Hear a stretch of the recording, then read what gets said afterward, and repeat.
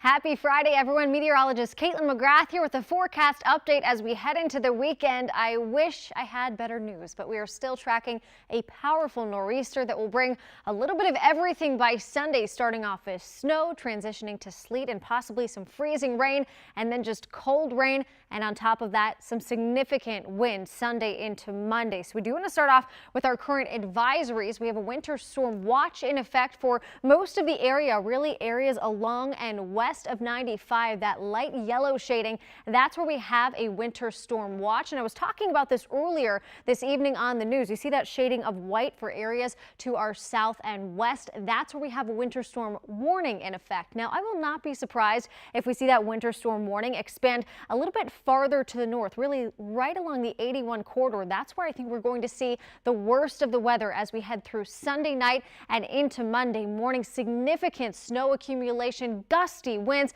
We have the potential to see some blizzard-like conditions closer to 81 by Sunday night, just given how much snow we'll have, the really strong wind that will reduce visibility. So that's something we'll be watching very carefully as we head into the weekend. Elsewhere, with the trend we saw today, it's a little less snow and a little more rain, but just because it's more rain, it does not mean we are not in for a huge mess. It just means we won't see as much accumulation before we see that switch over to snow. So let's talk about where the storm is right now. It's continuing to take shape in the Midwest, and it's going to take a little bit of an interesting trajectory before it gets closer to us here in the D.C. area. It's going to ride along the jet stream down into the southeastern United States throughout the day tomorrow and then skirt up the East Coast. And unfortunately, or fortunately, depending upon how you feel about snow, this just is not the track we like to see when it comes to blockbuster snowstorms. We really need the center of the storm to hug the coast, and it's tracking a little farther to the west. That brings us more of that mix with snow to sleet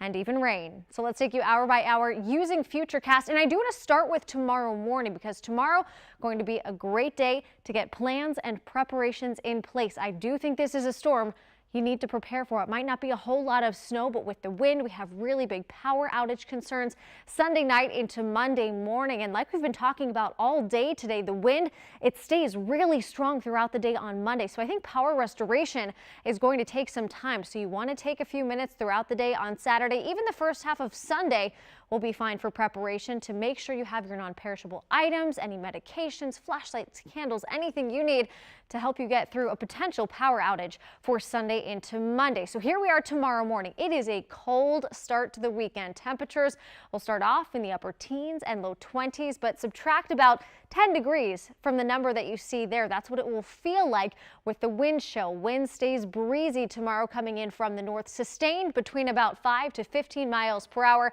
but gusting even higher than that. We may see a few breaks of sunshine early Saturday morning, but it will be filtered with high clouds, so it won't be a super bright start to the day. And then clouds really start to thicken up throughout the afternoon and especially into the evening. Temperatures staying in the 20s, near 30 degrees for Saturday, but with the wind chill feeling like the teens and low 20s. And that cold air sticks around for Sunday as well. We start the day in the teens and 20s once again, and that cold air stays locked in place as this storm moves closer. So here we are around 12 p.m. This high resolution model has sped up the timing of the storm just a little bit, by maybe an hour or so, bringing light snow into Culpeper, down towards Fredericksburg and back towards Front Royal as we head throughout Sunday afternoon. Again, this is 12 p.m. and then by later in the afternoon, this is 3 p.m., widespread heavy snow. And given the cold temperatures, this snow is going to accumulate very readily. It will pile on quickly. So a quick burst of heavy snow.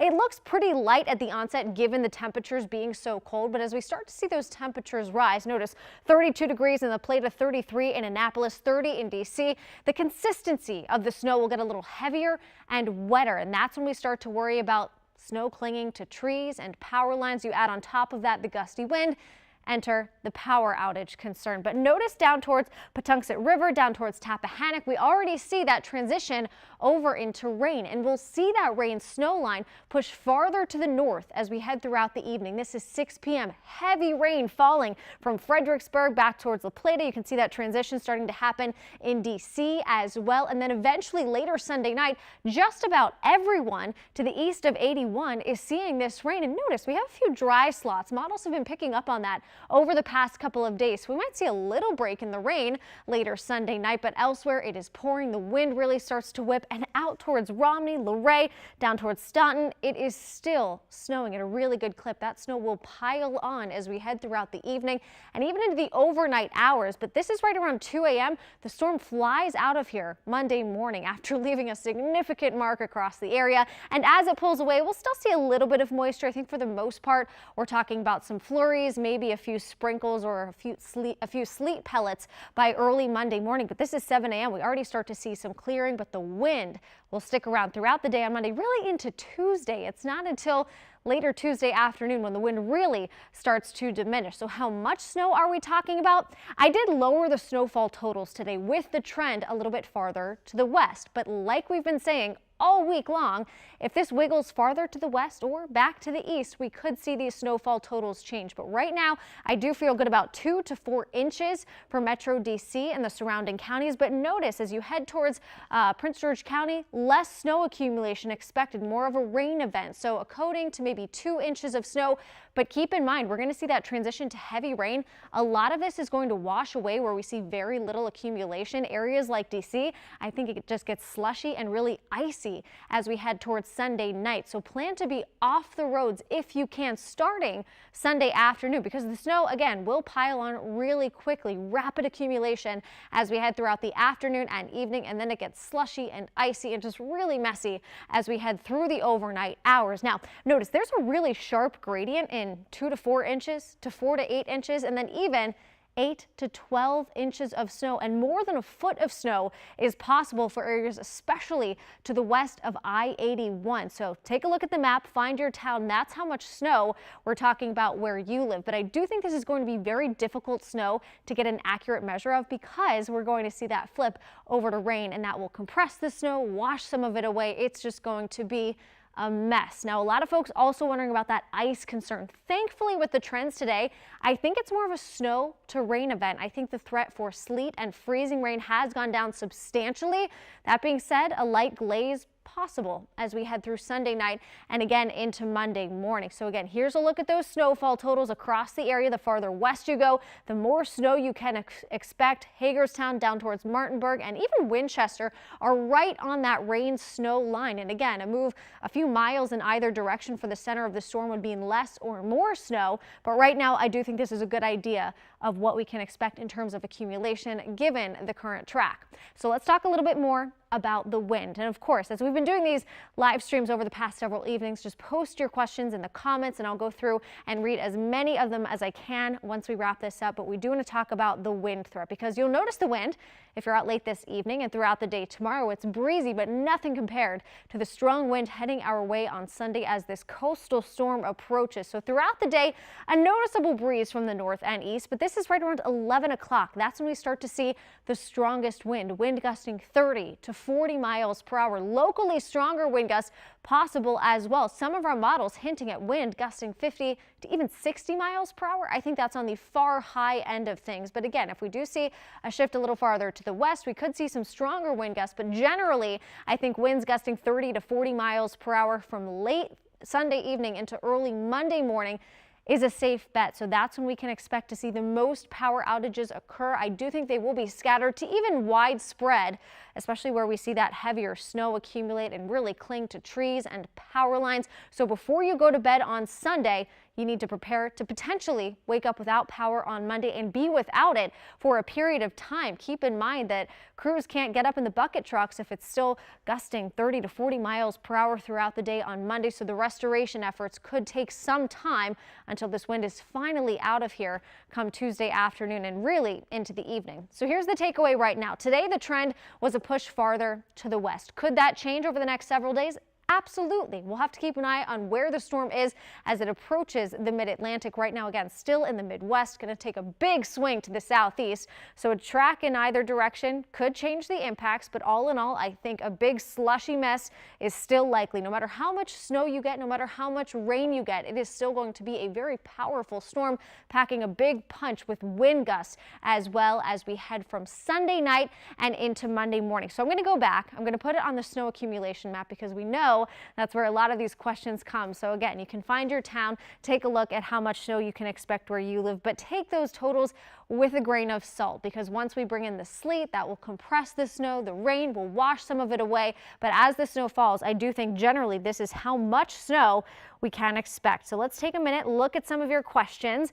I hope everyone is nice and warm on this chilly Friday evening. Hopefully you're watching at home with a blanket, because with the wind chill, it is quite cold outside. Let's see, we get a lot of let it snows. I really do wish this was an all snowstorm. I was saying it all evening on WUSA 9 News that I wish it was a clean-cut snowstorm that we could all get outside, enjoy, build snowmen, go sledding, but unfortunately, it looks far messier than that. Kate says power outages likely.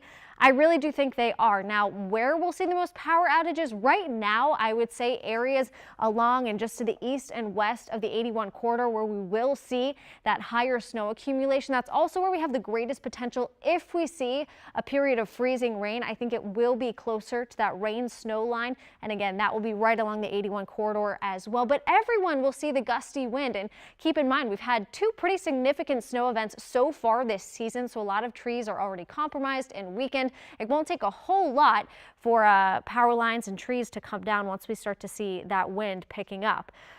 Stacy says close to the school. Thankfully, a lot of schools are closed on Monday because of the holiday, so I'm really hopeful that that will keep a lot of folks off the roads for the Monday morning commute, because I do think it is going to be really messy.